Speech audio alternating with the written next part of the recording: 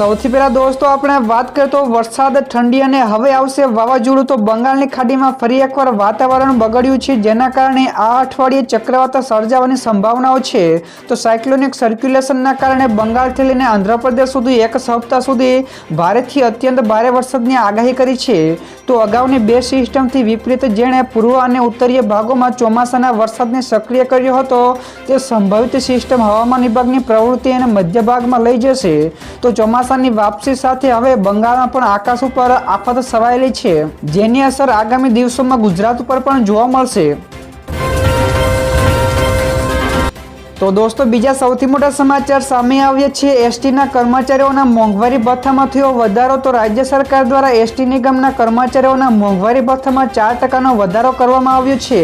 તો હવેથી તેમને 46% અનુસાર મોંઘવારી ભથ્થા સહિત હાલ ચૂકવાતા ભથ્થાના એરિયર્સ પણ ચૂકવવામાં આવશે. તો આ નિર્ણયથી 125 કરોડથી વધુનો લાભ નિગમના કર્મચારીઓને મળશે. તો હર્ષ સંઘવીએ ટ્વિટર ઉપર ટ્વીટ કરીને આ માહિતી આપી છે. સાથે જ આ નિર્ણય લેવા બદલ મુખ્યમંત્રીનો પણ આભાર માન્યો હતો.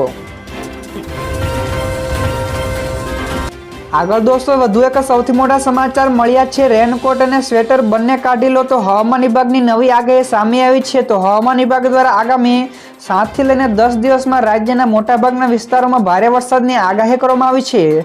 તો બંગાળની ખાડીમાં ફરી એકવાર લો પ્રેશર સર્જાયું છે, જેના કારણે મેઘો સટાસટી બોલાવશે. તો અમદાવાદ શહેરમાં પણ વરસાદી માહોલ છવાશે. તો બીજી બાજુએ અંબાલાલ પટેલે પણ કાતિલ ઠંડી પડવાની આગાહી કરી છે, એટલે કે વરસાદ બાદ તરત જ કાતિલ ઠંડીનો અનુભવ થશે.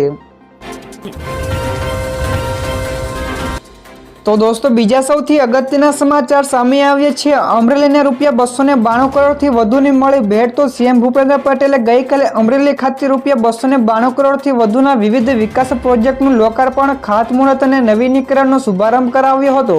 તો સાથે જ સીએમએ સ્વચ્છતા હી સેવા અભિયાન માટે પણ આહવાન કર્યું છે. તો સીએમએ અમરેલીના રાષ્ટ્રીય શ્રેષ્ઠ શિક્ષક એવોર્ડ 2024ના વિજેતા ચંદ્રકુમાર બોરીસાગરનું પણ સન્માન કર્યું છે. તો અમરેલીને કુલ ₹42.48 કરોડના ખર્ચે નવનિર્મિત બસ પોર્ટ પણ મળ્યું છે. તો સીએમએ તેનું પણ લોકાર્પણ કર્યું હતું. ત્યારબાદ આગળ દોસ્તો વધુ એક સૌથી અગત્યના સમાચાર મળ્યા છે. જગતના તાત માટે આવ્યા સારા સમાચાર. તો ગુજરાતમાં એરંડાની ખેતી કરતા 20,000 કરતાં વધારે ખેડૂતોને ઉચ્ચ ગુણવત્તાના બિયારણો અને ઓર્ગેનિક ખાતર પૂરા પાડીને તેમને મદદ કરવા માટે હવે એનકે પ્રોટીન્સ પ્રાઇવેટ લિમિટેડ વારે આવ્યું છે. તો જેનો ઉદ્દેશ્ય ગુજરાતના વિવિધ જિલ્લામાં એરંડા જેવા મહત્વના પાકની ઉપજ અને નફાકારકતા વધારવાનો છે. તો વધુ સારા ઇનપુટ પૂરા પાડીને ખેડૂતોને સશક્ત બનાવવા અને ટકાઉ ખેત પદ્ધતિઓને પ્રોત્સાહન આપવા માટે પણ મદદરૂપ થશે. તો દોસ્તો ફટાફટ આગળના બીજા સમાચારની વાત કરવામાં આવે તો વાહન ચાલકો માટે આવ્યા સૌથી માઠા સમાચાર. અમદાવાદ અને મુંબઈ નેશનલ હાઈવેના ટોલ ટેક્સમાં વધારો કરવામાં આવ્યો છે. તો આ વધારો ગઈકાલે રાતથી જ લાગુ કરી દેવામાં આવ્યો છે. તો ટોલ ટેક્સ એજન્સી દ્વારા ભારે વાહનોમાં ટોલ ટેક્સમાં 1.5 ગણો વધારો થઈ રહ્યો હોવાથી વાપીના ટ્રાન્સફોર્મરમાં રોષ જોવા મળ્યો છે. તો વલસાડ જિલ્લામાંથી પસાર થતા અમદાવાદ અને મુંબઈ નેશનલ હાઈવેની હાલત ખૂબ જ ખરાબ છે. તો ઠેર ઠેર ખાડા પણ પડ્યા છે. આથી એ વાહનોનું નુકસાન પણ થઈ રહ્યું છે. ત્યાર પછી દોસ્તો આગળના બીજા સમાચારની ઝડપથી વાત કરવામાં આવે તો સિંધુ જળ કરારની સમીક્ષાની નોટિસ ઉપર પાકિસ્તાનનો જવાબ સામે આવ્યો છે. તો સિંધુ જળ કરારની સમીક્ષા માટે ભારત દ્વારા મોકલવામાં આવેલી નોટિસનો પાકિસ્તાને જવાબ આપ્યો છે. તો પાકિસ્તાને કહ્યું કે તે આ કરારને ખૂબ જ મહત્વપૂર્ણ માને છે અને આશા રાખે છે કે ભારત પણ 64 વર્ષ પહેલા હસ્તાક્ષર કરાયેલા આ દ્વિપક્ષીય કરારની જોગવાઈઓનો સ્વીકાર કરશે. તો નોટિસ આપતી વખતે ભારતે કહ્યું હતું કે પરિસ્થિતિમાં કેટલાક મૂળભૂત અને અણધાર્યા ફેરફારો પણ થયા છે. ત્યાર પછી દોસ્તો બીજા સૌથી અગત્યના સમાચાર સામે આવ્યા છે. પીએમ મોદીએ કર્યા કોંગ્રેસ ઉપર આકરા પ્રહારો. તો મહારાષ્ટ્રમાં કોંગ્રેસ ઉપર પીએમ મોદીના આકરા પ્રહારો સામે આવ્યા છે.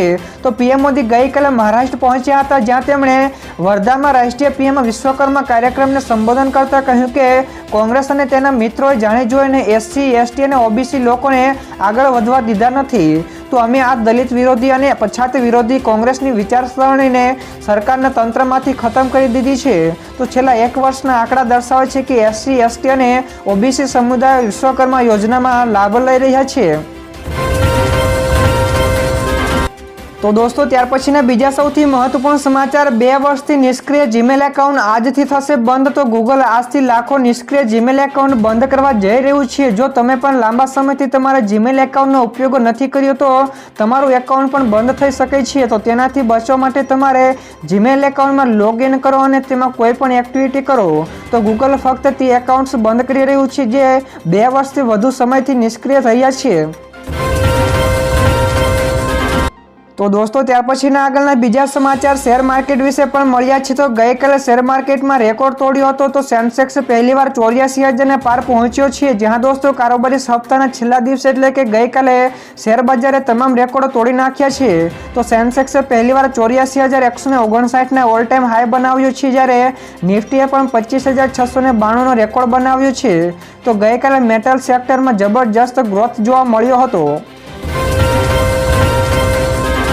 તો દોસ્તો ત્યાર પછી બીજા સૌથી મોટા સમાચાર સામે આવ્યા છે. હુમલો કરે તે પહેલા જ કરી નાખ્યો હુમલો. તો ઇઝરાયેલે ફરી એકવાર લેબનોનમાં હવાઈ હુમલો કર્યો છે.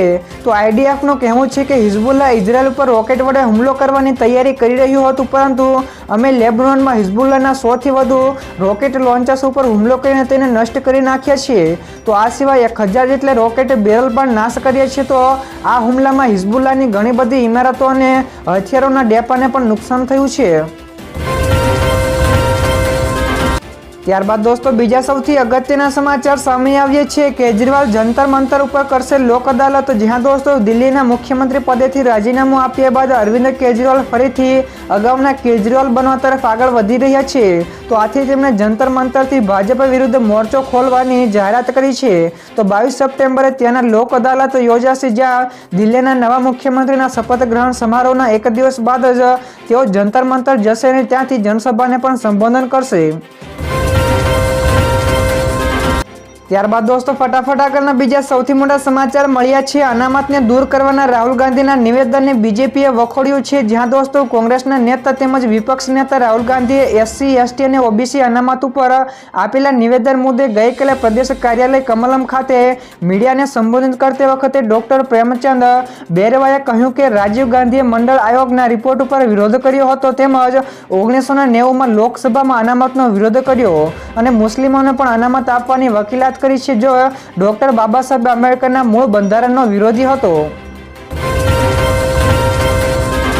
ત્યારબાદ દોસ્તો બીજા સૌથી મહત્વપૂર્ણ સમાચાર સામે આવ્યા છે. સગીર અથવા તો સંતાનને વાહન ચલાવવા આપ્યું તો માતા પિતાને કરવામાં આવશે દંડ. તો અમદાવાદમાં હવે સગીર વયના બાળકોને વાહન ચલાવતા પકડાશે તો પોલીસ તેમના માતા પિતા સામે કડક કાર્યવાહી કરશે અને દંડની પણ જોગવાઈ કરશે. તો જિલ્લા શિક્ષણાધિકારી, શહેર પોલીસ, ટ્રાફિક પોલીસ અને RTO સ્પેશિયલ ડ્રાઈવ કરશે. તો શાળાઓ વિદ્યાર્થીઓ માટેની જવાબદારી લે તે માટે અમદાવાદ ગ્રામ્ય DEOને પત્ર પરિપત્ર કર્યો છે. જોકે આ માટે અમદાવાદ RTOએ પણ જુલાઈ મહિનાથી જ કાર્યવાહી શરૂ કરી છે. તો દોસ્તો ત્યાર પછીના બીજા સમાચારની ફટાફટ વાત કરવામાં આવતું ભારતનું મોટું નિવેદન, કહ્યું કે યુક્રેનને હથિયાર આપવાની વાત સખત ખોટી છે. જ્યાં દોસ્તો ભારત તરફથી યુક્રેનને દારૂગોળો મોકલવા સંબંધિત રાઇટર્સના અહેવાલ સામે ભારત સરકારે સખત વાંધો વ્યક્ત કર્યો છે. તો ભારતીય વિદેશ મંત્રાલયે આ સમાચારને ખોટા અને શરારતી કાવતરું ગણાવ્યું છે. તો વિદેશ મંત્રાલયના પ્રવક્તા રણધીર જયસ્વાલે કહ્યું કે અમે રાઇટર્સનો રિપોર્ટ જોયો છે જે ભ્રામક છે. તો ભારતીય સૈન્ય સામાન્ય નિકાસ અંગે આંતરરાષ્ટ્રીય કાયદાનું પાલન કરે છે અને આમાં ભારતનો ટ્રેક રેકોર્ડ પણ દોષરહિત છે.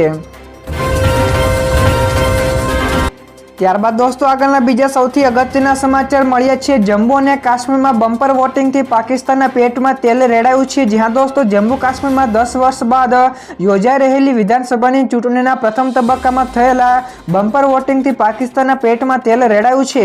તો પાકિસ્તાનના વિદેશ કાર્યાલયના પ્રવક્તા મુમતાઝ ઝહરાએ કહ્યું કે